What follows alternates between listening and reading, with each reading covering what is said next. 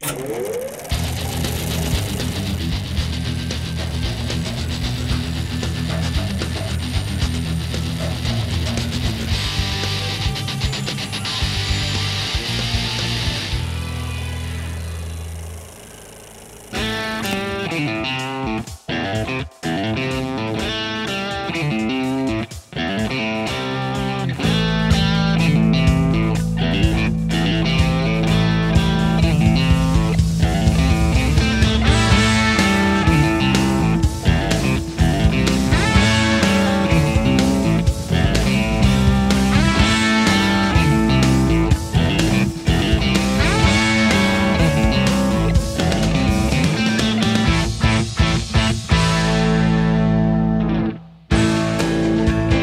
name is Norman Harris, and my business is called Norman's Rare Guitars, and we're in the San Fernando Valley in Los Angeles in Tarzana. We've been in business for about 45 years.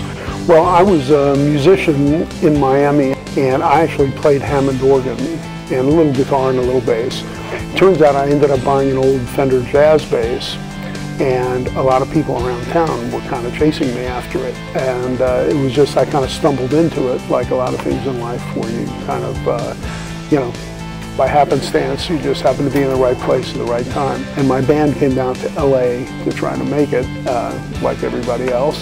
And, when we got out here, I found that I was really in a mecca for old instruments and for vintage guitars. And I sort of kind of became known amongst, it was a very inside thing in the very beginning. One day I got a phone call from Robbie Robertson from the band, and he saw my ad and he said that he'd like to come by and see some instruments. And I had like guitars scattered all over the house. And he ended up buying, a few guitars for me. And the following week he said, "Would you mind if I brought a friend?" And I said, "Yeah, no problem." He ended up bringing Bob Dylan.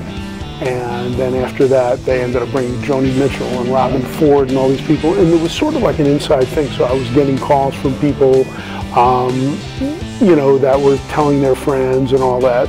This is one thing that we did very, very well in America. The American guitar companies for steel string acoustic guitars and for electric guitars, we've made the finest guitars ever. So it's not just a nostalgic thing, it's based on the fact that these instruments were made very high quality. The higher end instruments are pretty good, but in my opinion they still don't have the same appeal as the old guitars, from the quality of the woods to the quality of the pickups to what everybody refers to as mojo, which is just the general feel of the older instruments.